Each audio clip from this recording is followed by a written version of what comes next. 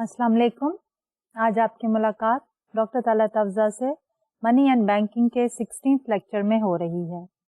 हमारा आज का लेक्चर बेसिकली पिछले ही लेक्चर की कंटिन्यूएशन है, इसलिए I would like to revise कि पहले हमने पिछले लेक्चर्स में क्या क्या टॉपिक्स कवर किए हैं और आज के लेक्चर में फिर उन्हीं टॉपिक्स को फर्दर आगे लेके चलते हुए हम नए टॉपिक्स जो हैं उनको डिस्कस करेंगे।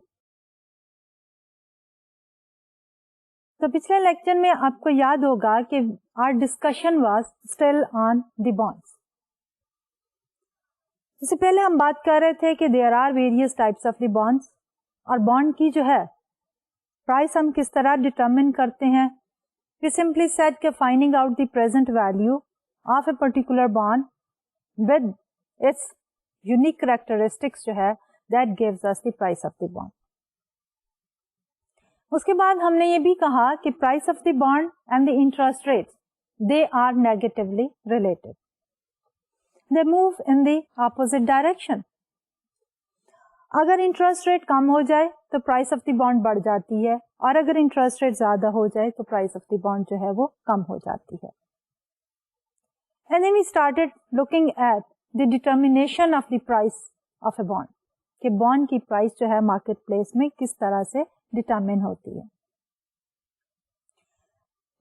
There we said कि just like any other commodity, bond की जो प्राइस है वो हमारी डिटरमिन होती है by the forces of demand and supply. And we said कि हमारा जो डिमांड कर्व है for a bond is downward sloping demand curve and it comes from the investors. Investors जो है अगर प्राइस ऑफ द बॉन्ड कम हो जाए तो they will be willing to invest more. दूसरी तरफ जो सप्लाई ऑफ द बॉन्ड है that comes from the lender or the issuer. Lender can be the government and it can also be the corporations. So we can talk about the T bonds, we can also talk about the corporate bonds. और यहाँ पे relationship जो है वो positive है। Increase in the price of the bond will result in the higher quantity supplied of the bond. And then we said where the demand and supply is equal to each other or the demand and the supply curve intersects, that gives us the equilibrium price. अब उस equilibrium price से temporarily अगर market में price higher हो जाए तो what will happen? The competition among the supplier will bring that price down towards the equilibrium price. On the other hand, अगर temporarily market price जो है is fixed at below the equilibrium price तो क्या होगा? There will be competition among the investors or the buyers, which will push up the price towards the equilibrium again. So equilibrium price level is that level where everything is at rest and the quantity demanded is equal to the quantity supplied. Then we said there are certain factors which can shift the entire supply curve or they can also shift the entire demand curve. Shifting the supply curve, there we talked about three different factors. Then we said if the government spending increases relative to the government revenue, and if the budget is deficit, revenues are less than the expenditure. So in order to finance the budget deficit, the government has to issue bonds in order to get a loan. So what will happen? The entire supply curve will be shifting towards right. Supply curve का rightward shift because the supply curve is an upward sloping curve. It will put a pressure on the prices to go down. Entire supply curve shifting towards right and the demand curve remaining at the previous level will result in a decrease in the price level. And then we also said that there is an inverse relationship between the price and the interest rate or the return on the bond. So decrease in the price will push up the return on the bond or increase in the interest rates on the bond. Then we talked about the general economic conditions. If the general economic conditions will be improving, economy is in the expansionary path, then what will happen? As a result, the supply of bond will increase because the more investment projects will be undertaken. And in order to raise more capital, the companies or the corporations will be issuing new bonds. Supply of the bond will be shifting towards right, and as a result, the price of the bond will go down and the yield or the return on the bond will increase. And finally, we talked about the inflation rate. And we said if the inflation rate, expected inflation rate decreases, what happens? The real cost of borrowing will increase. But on the other hand, if the real rate of inflation increases, then the real cost of borrowing will decrease. And the supply of bond will increase and the price will go down and interest or the yield on the bond will increase. Then we started looking at certain other factors, and these factors we said can shift our demand for bond curve. There we talked about the wealth. We said a general increase in the wealth, which means an expansionary phase in the economy resulting in higher income and higher level of wealth, will result in increased demand for the bonds. क्योंकि investor जो हैं they will be willing to invest more in all the assets including the bonds. Therefore, the demand for bond will increase, and the increase in the demand for bond will be reflected as a rightward shift in the demand curve.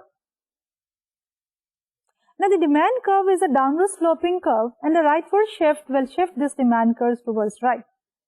As a result, our price is going to go up and the interest rate will go down. Similarly, the similar type of changes will take place if we talk about another change, which is कि overall expected inflation जो है, if that goes down, the real return on the bond increases, demand for bond will increase, and as a result, the price for the bond will increase.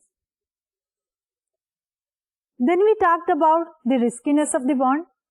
If the riskiness of the bond is less in comparison to the other investment alternatives, what will happen?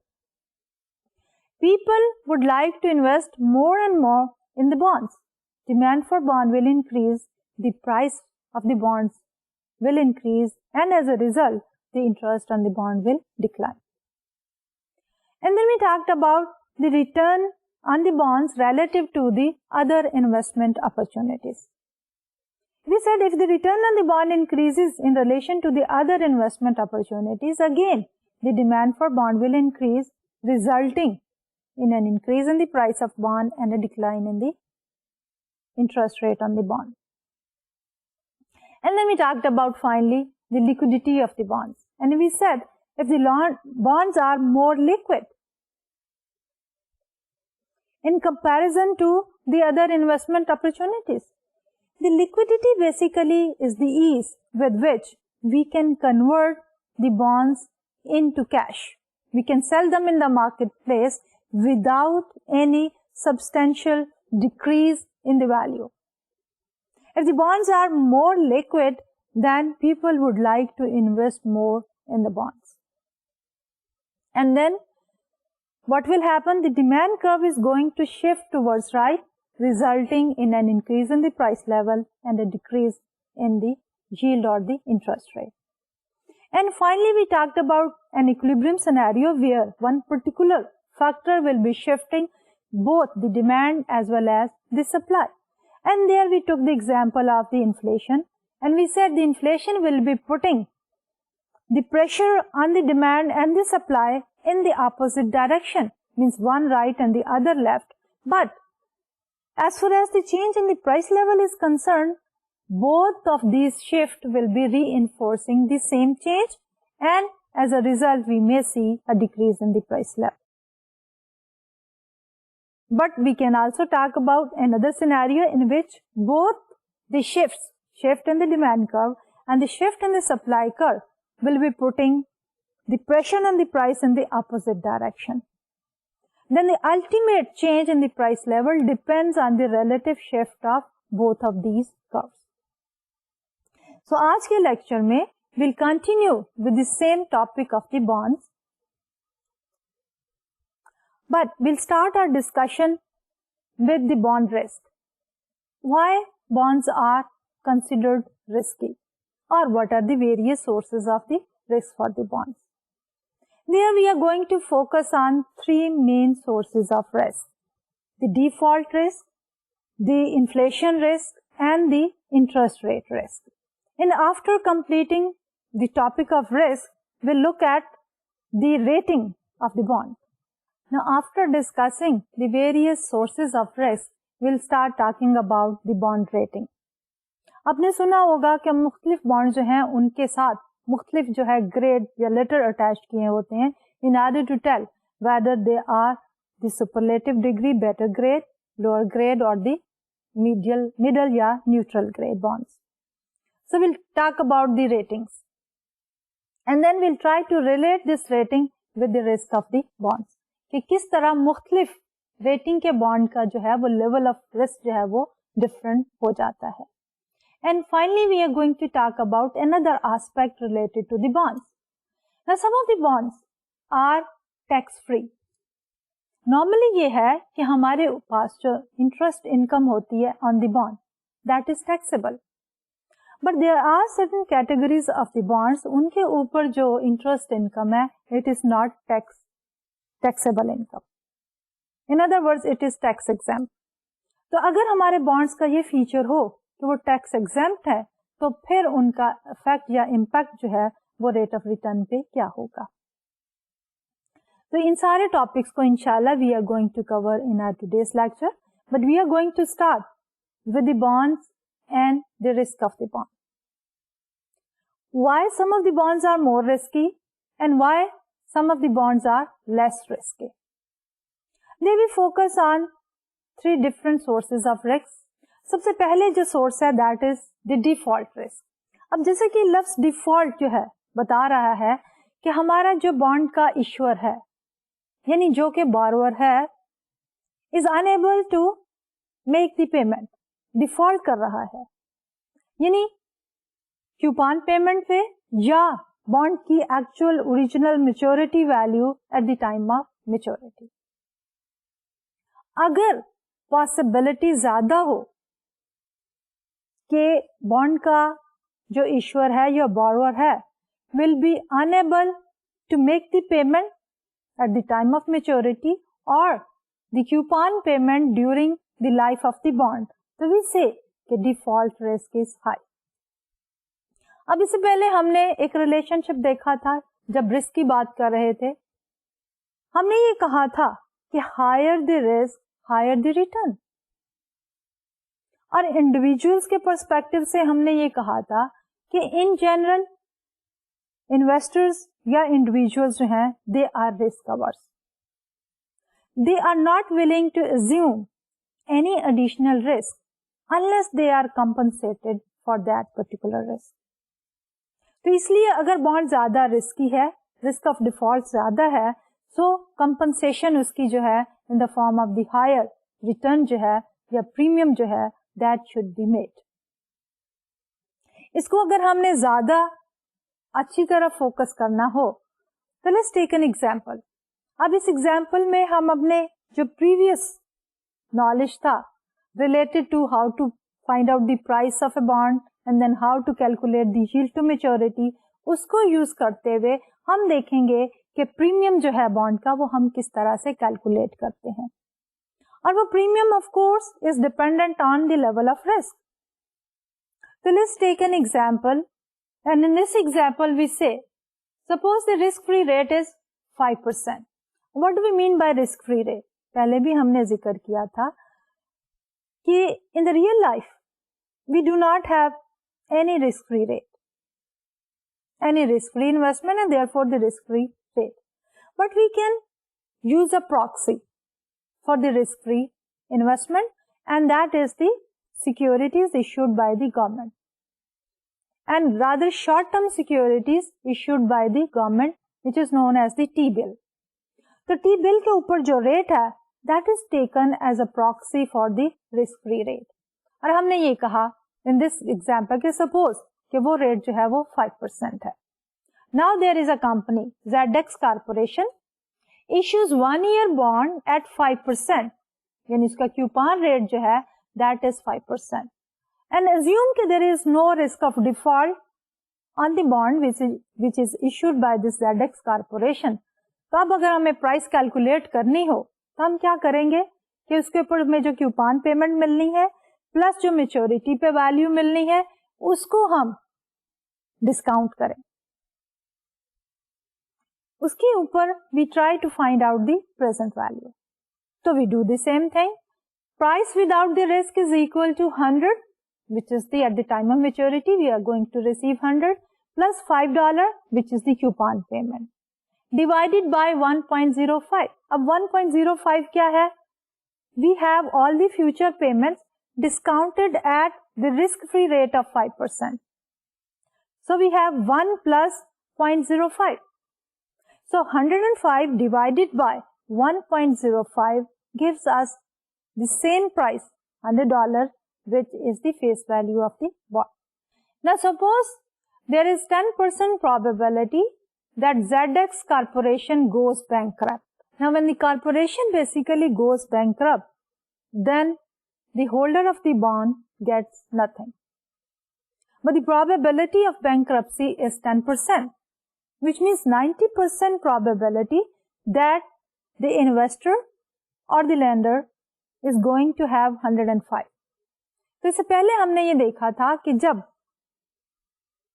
Risk free rate was 5%, there was no risk on the ZX Corporation's bond, then the price of the bond was exactly equal to the par value of the bond.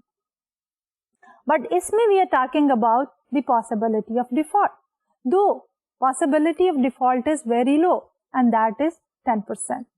लेकिन अब हमारे पास दो possible outcomes आ गए. एक है 105 with the probability of 0.90 or 90%. And the other situation is if the corporation goes bankrupt, then the possible outcome or the payoff is 0 and the probability is 0.10. अब हम क्या करेंगे? Previously आपको याद होगा कि हमने probability distribution की मदद से expected value जो है वो calculate की थी. तो अब हम इस bond का पहले जो है expected payoff जो है वो calculate करेंगे. So in order to calculate the expected payoff, we have reflected this probability distribution on this slide. There are two possibilities. The first possibility is the full payment and the second possibility is default. For the full payment, the payoff is $105 and the probability is 0.90. And if we take the payoff and we multiply it by the probability, so we have 105 into 0.90 equals to 94.50. Then we come to the default scenario. In case of default, the payoff is 0 and the probability is 0.10. So finally payoff multiplied by the probability is 0. And as we already said कि हमारा जो expected payoff है that is equal to the payoffs multiplied by their respective probabilities and adding them together. So what we have here is expected value is equal to sum of the payoff times the probability and that is equal to 94.50 plus 0 equals to 94.50. अब हमारे पास ये जो expected payoff है उसकी अगर हम present value लें, अगर हम अब उसको डिस्काउंट करें तो that should be the price of this particular bond. अब हमारे पास risk free rate of return या interest rate क्या है? 5%. So we take 94.50 and then divide it by 1.05. So if we take 94.5 divided by 1.05, so our present value of this payoff will be $90.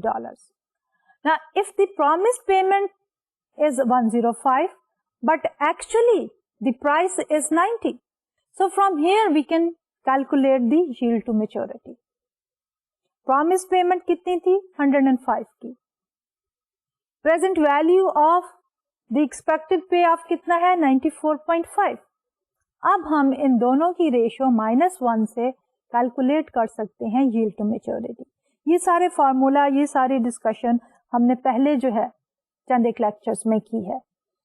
तो don't get scared, ये सिर्फ उन्हीं formulas की थोड़ी सी दोबारा एप्लीकेशन है. तो yield to maturity कैलकुलेट करने के लिए promised payment, future expected which is 105, divided by the present value of the expected payoffs. So we have here 105 divided by 90 minus 1 is equal to 16.67%. अब हमारे पास yield to maturity है 16.67%, risk free rate जो है that is 5%.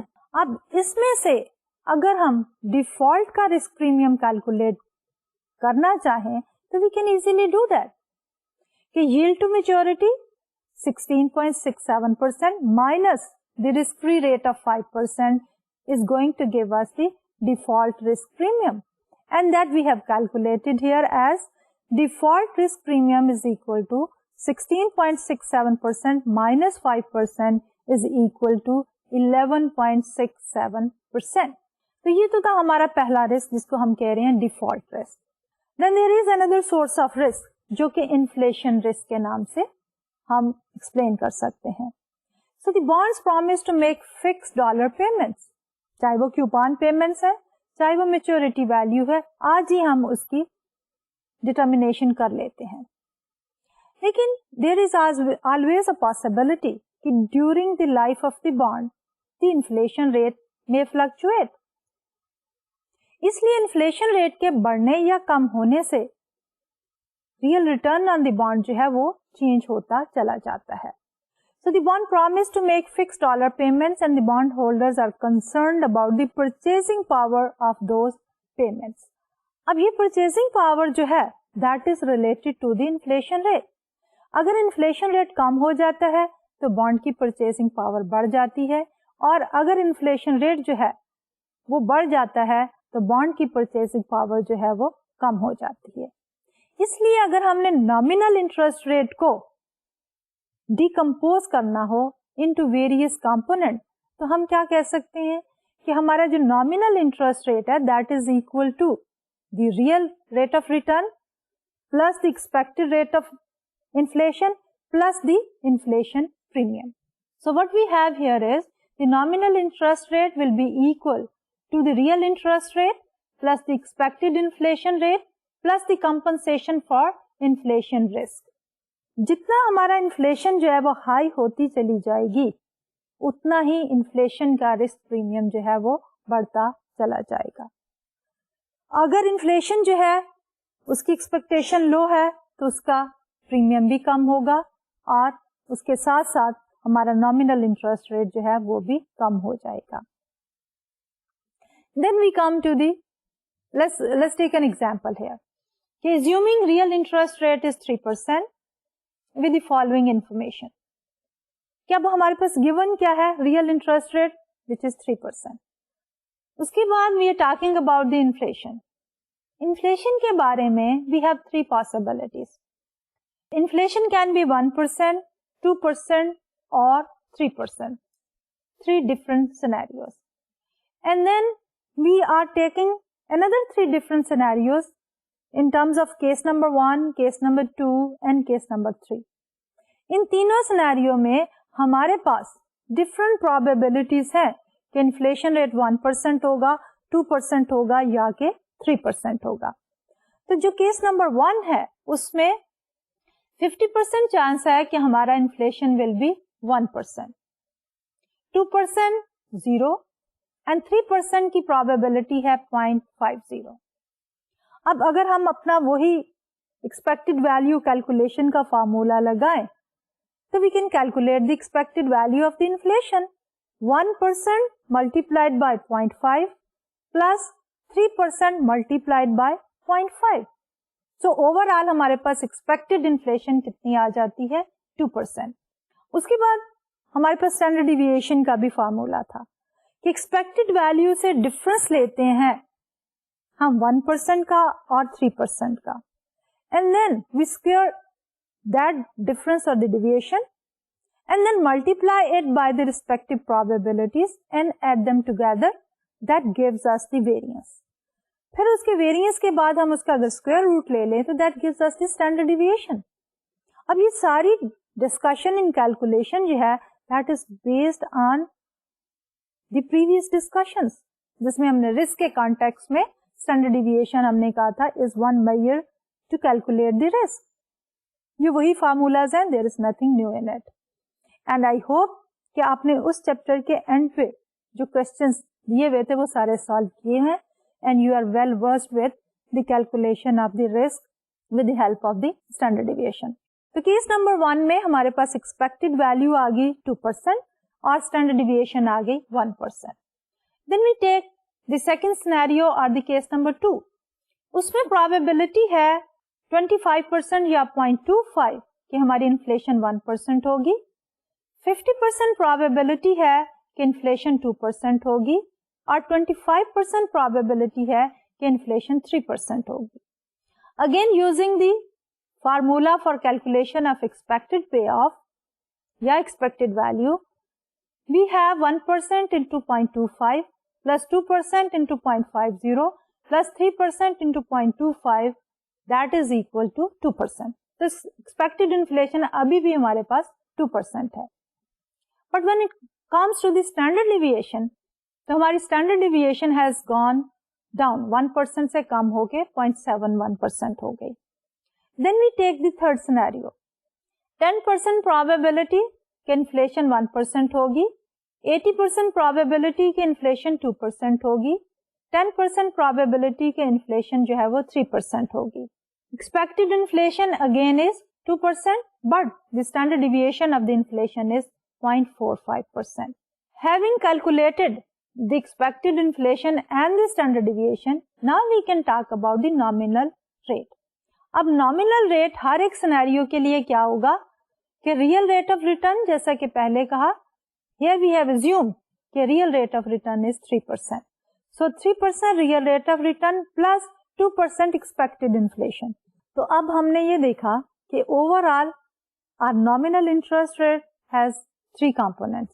एक है real rate of interest जो हमने assume किया 3% और दूसरा है हमारे पास एक्सपेक्टेड रेट ऑफ इन्फ्लेशन जो कि हमारे पास तीनों ही सिनेरियो में 2% हमने कैलकुलेट किया. लेकिन तीसरा जो है that is the inflation risk premium. अब ये रिस्क जो है पहले भी मैंने ये कहा था कि हमारे standard deviation is used as a measure for the risk. अब तीनों ही केसेस में 1, 2 and 3 में हमारे पास इन्फ्लेशन रिस्क प्रीमियम जो है स्टैंडर्ड डिविएशन की शक्ल में डिफरेंट है. इसलिए सिनेरियो नंबर 1 में हमने कहा हमारी स्टैंडर्ड डिविएशन इज 1%.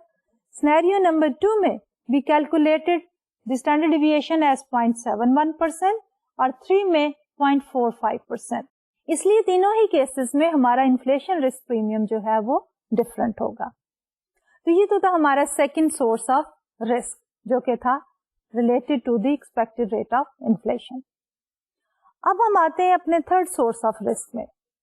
थर्ड में हम कह रहे हैं इंटरेस्ट रेट रिस्क.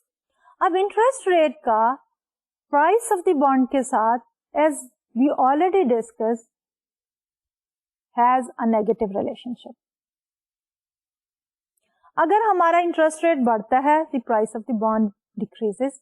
अगर इंटरेस्ट रेट कम हो जाता है तो प्राइस ऑफ द बॉन्ड जो है दैट डिक्रीजेस.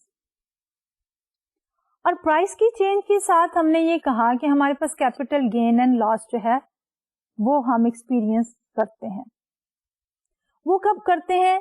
आपको याद होगा कि जब हमने बात की थी होल्डिंग पीरियड रिटर्न की, तो हमने कहा कि if we purchase a long term bond, लेकिन हम वो लॉन्ग टर्म बॉन्ड जो है मैच्योरिटी तक होल्ड नहीं करते, 10 years bond है, लेकिन let's suppose we want to sell it after 7, 8 or 9 or any number of years.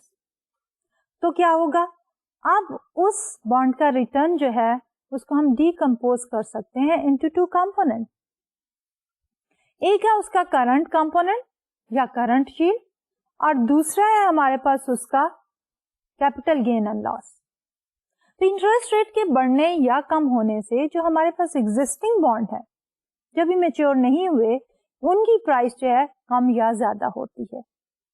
तो उनकी प्राइस के कम या ज्यादा होने से क्या होता है कि कैपिटल गेन या कैपिटल लॉस जो है वो इन्वेस्टर एक्सपीरियंस करता है.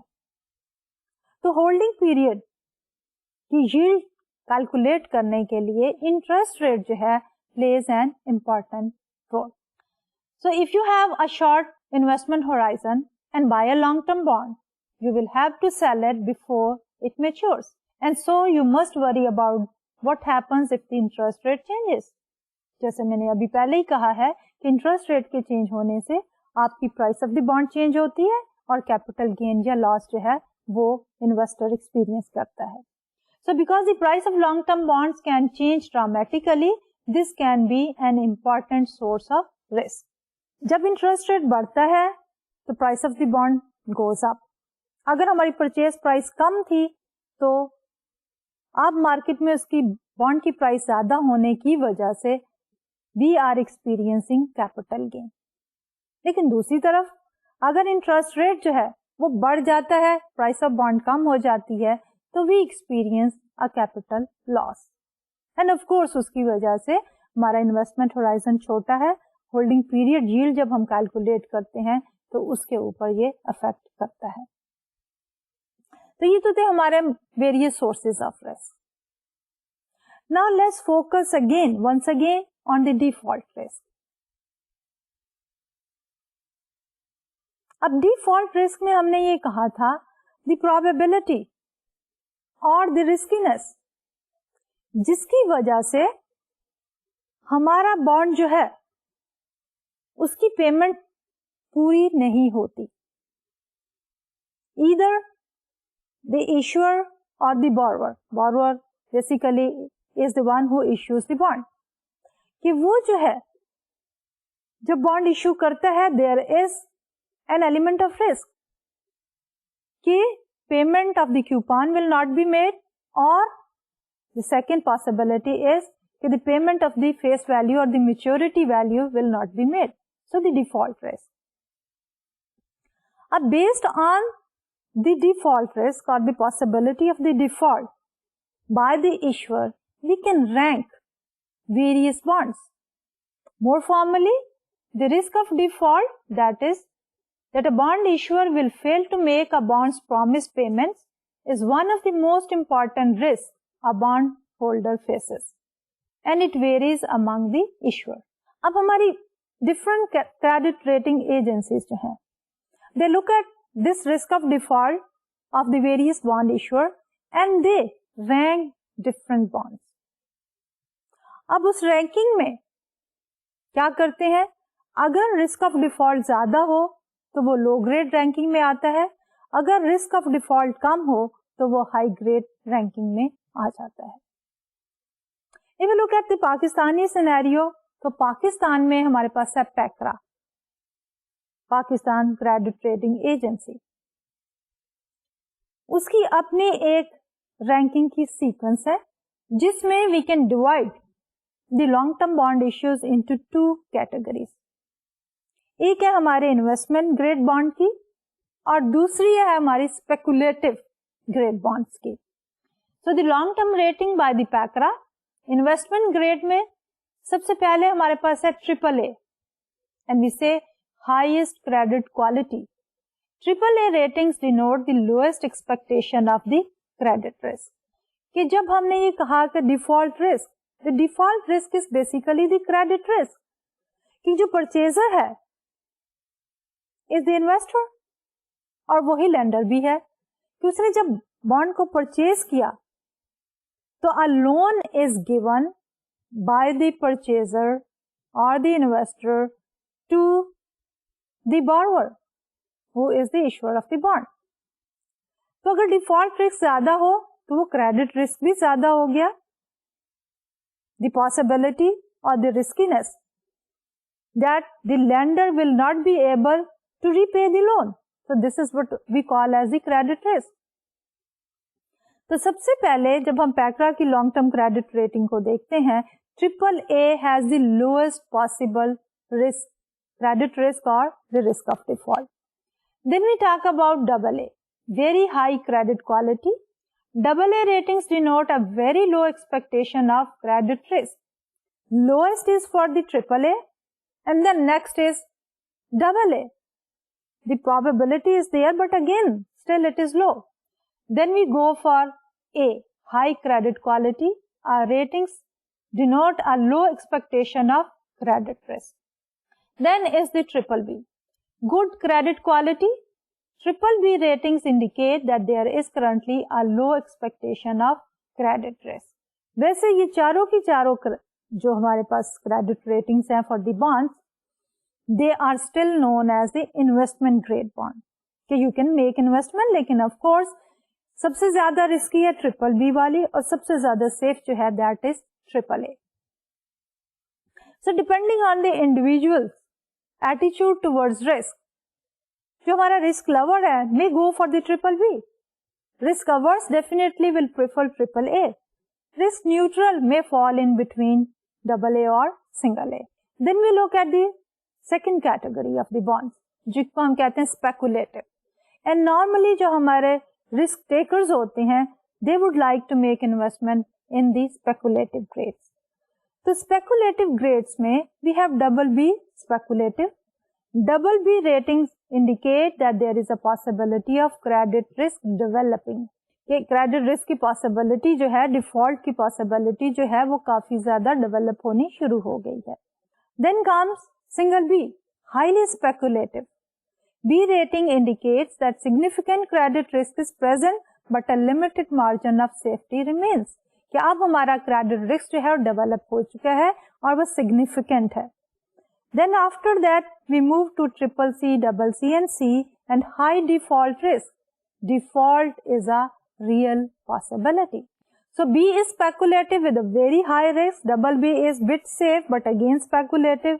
And then triple C, double C and C basically is telling us that there is a possibility of default by the borrower. Borrower basically is the issuer. तो अब इसी से related जो है, ये तो थी हमारी credit rating for the long term bond issues. तो शॉर्ट टर्म बॉन्ड इश्यूज जो है उनके लिए भी क्रेडिट रेटिंग जो है वो मौजूद है. तो पैक्रा ही विद डिफरेंट सिंबल्स जो है rate all the short term borrowing. तो गवर्नमेंट जब शॉर्ट टर्म लोन लेती है तो government issues the T bills. दूसरी तरफ जब हमारे पास कॉर्पोरेशंस बोरो करती हैं on the short term basis, they issue the commercial paper. But when it comes to the credit rating, T bill basically is taken as the proxy for the risk free investment. So the element of default is minimum possible. But when we talk about the commercial papers which are issued by the corporation to raise capital for short period of time, then we have this ranking. इस ranking में we have short term ratings by the PACRA. A1 plus, highest capacity for timely repayment. Then we have A1, strong capacity for timely repayment. A2, satisfactory capacity for timely repayment, may be susceptible to adverse economic conditions. A2 थोड़ा risky ज्यादा होना शुरू हो जाता है. Then we talk about A3, an adequate capacity for timely repayment, more susceptible to adverse economic conditions.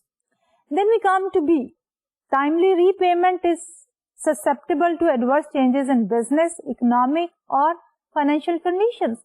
It's open for business, economic as well as financial risk. And then we talk about C, an inadequate capacity to ensure timely repayment. D, high risk of default or which are currently in default. तो ये तो थी हमारी credit rating done by PACRA, which is the credit rating agency for Pakistan. अब अगर आप book में पढ़ेंगे तो definitely the book is written by an American author, तो they have talked about the credit rating agencies for United States. तो उनको भी थोड़ा सा हम क्विकली गो थ्रू कर लेते हैं ताकि जब आप बुक पढ़ें तो ज्यादा कंफ्यूज ना हो। तो उनके लिए 2 क्रेडिट रेटिंग एजेंसीज हैं, एक है स्टैंडर्ड एंड पुअर और दूसरी है मूडी। दोनों ही long term as well as short term credit rating या बॉन्ड्स को जो है वो रेट करते हैं। तो बॉन्ड रेटिंग्स में Moody's and the standard and Poor's, और रेटिंग ग्रुप्स जो है वो हम 3 बना रहे हैं, investment grade, non investment, speculative grade and highly speculative.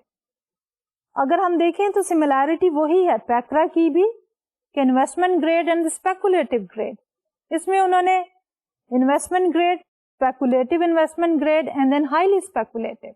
तो जब हम शॉर्ट टर्म की देखते हैं तो commercial paper ratings, again both the agencies Moody's and the standard and poor's. अब हमारे पास जो रेटिंग ग्रुप्स है, they are investment grade, speculative and then default. They are similar to what we have for the long term. So quickly we can look at the long term rating first and then the commercial paper or the short term rating. Column number 1 में we have taken the standard and poor. Column number 2 में Moody's, symbols different. And then column number 3 में we are talking about what does it mean. So standard and poor uses AAA, whereas Moody's say A, capital A letter and then lowercase letter A and A. This is the highest quality and credit worthiness. Then AA for both Moody's and the Standard and Poor, with the exception कि हमारे पास second letter A is a lowercase letter for the Moody's. Slightly less risky to pay principal plus interest. Then single A, strong capacity to make payment, upper medium grade. Triple B and BAA, medium grade, adequate capacity to make payments.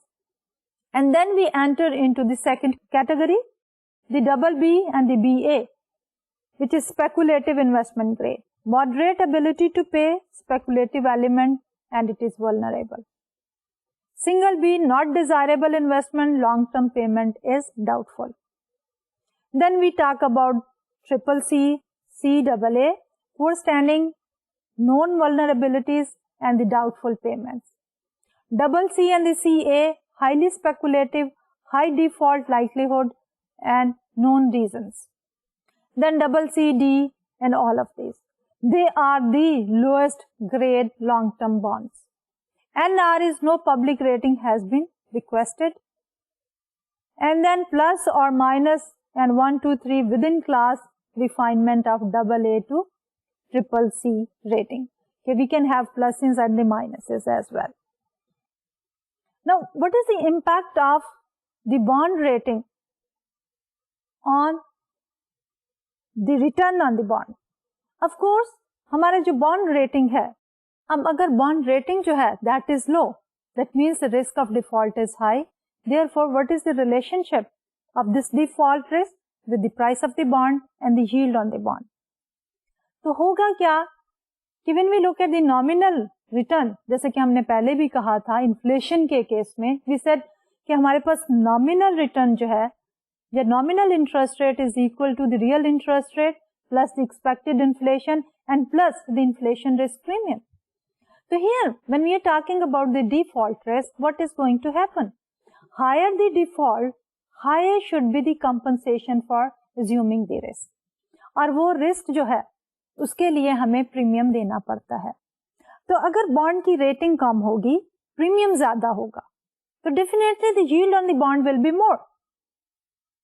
Nominal term में भी yield ज्यादा होगी और उसके साथ price क्या होगी उस बॉन्ड की? डेफिनेटली रिस्की बॉन्ड की डिमांड कम होने की वजह से उसकी प्राइस भी कम होगी. We can also look at this relationship from another angle. हमने पहले ही कहा कि हमारा interest rate on the bond and the price they are inversely related. तो अगर हमारे पास interest rate on the bond default risk premium बढ़ने की वजह से ज्यादा हो जाता है, तो डेफिनेटली उसकी प्राइस जो है वो कम होगी. तो sum up we can say कि जब डिफॉल्ट रिस्क ज्यादा हो जाता है for the lower ranking bond का, डिफॉल्ट रिस्क, जैसा कि अभी हमने देखा डिफरेंट क्रेडिट रेटिंग एजेंसीज जो हैं वो रेट करती हैं, तो डेफिनेटली रिस्क प्रीमियम या compensation for the risk will increase and overall क्या होगा, yield on the bond will go up and the price of the bond will go down. Overall, we can also talk about our risk-free rate and then our risk premium. Overall return on the bond can be decomposed into two components. The first component is the risk-free rate and the second component is the risk premium. और default risk जितना ज्यादा होगा उतना ही ये risk premium जो है वो बढ़ता चला जाएगा. तो we can also see the relationship कि जो हमारा रिस्क फ्री रेट है that becomes the benchmark rate और the baseline rate. In general अगर सपोज कि रिस्क प्रीमियम चेंज नहीं होता है, सिर्फ हमारे पास बेसलाइन या रिस्क फ्री रेट बढ़ जाता है, तो उससे क्या होगा, हमारे सारे रेट्स जो हैं they will also increase. In order to have more insight into it, we have plotted the data on this particular graph. What we have here is कि long term bond को उनके ऊपर interest rate we are comparing. We are taking the 10-year treasury. इसको हम ले रहे हैं as a proxy for the baseline or the risk free rate, and then Moody's AAA and then Moody's BAA. In general, if we look at this particular graph, what we see here is कि हमारा base line 10-year treasury जो है उसका rate जब बढ़ता है तो दोनों ही रिस्क कैटेगरीज के जो रेट ऑफ रिटर्न है वो भी बढ़ते चले जाते हैं. And then we can also look at the short term interest rates and the risk. Here we have taken the commercial paper and the treasury bills. The situation is exactly the same. Commercial paper are issued by the corporations, whereas the T-bills are issued by the governments. So T-bills are taken as a proxy.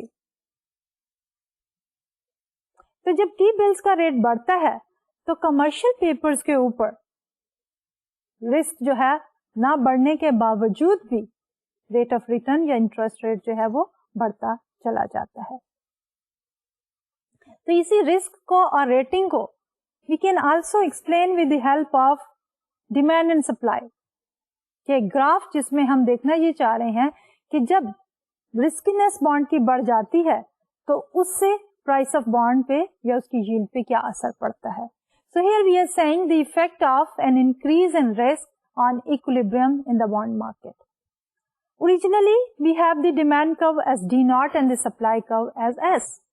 जब bond ज्यादा risky हो जाता है तो definitely उसकी demand जो है वो कम हो जाएगी, because there is a possibility of default. In general हमने ये कहा कि individuals are risk averse, तो इसलिए they would like to avoid risk and the demand curve will shift towards left. So our curve will shift from D0 to D1. पहले हमारा equilibrium था at E0, उसके ऊपर प्राइस थी P0. अब equilibrium has shifted to E1 and the price has gone down from P0 to P1.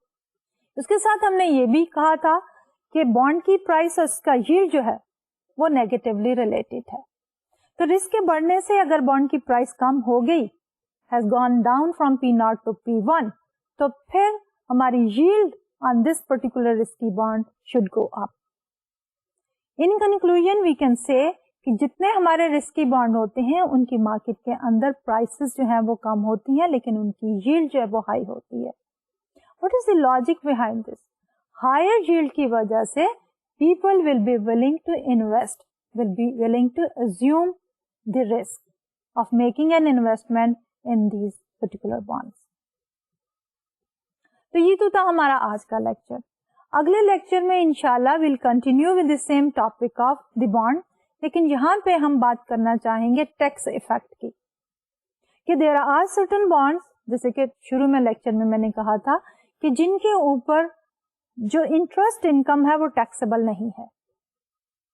तो जो bonds जो है जिनके ऊपर इंटरेस्ट इनकम टैक्सेबल नहीं है या वो टैक्स एग्जेम्प्ट है, तो फिर उनकी इफेक्टिव यील्ड क्या होगी और उनकी डिमांड पे उसका क्या असर पड़ेगा.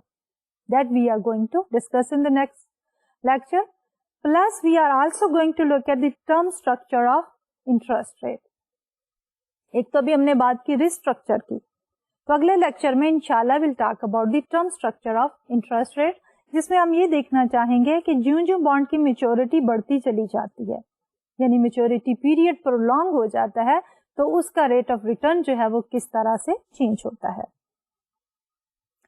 लेकिन before I conclude today's lecture, I would like to revise कि आज हमने लेक्चर में क्या क्या इंपॉर्टेंट पॉइंट्स जो हैं वो कवर किए हैं।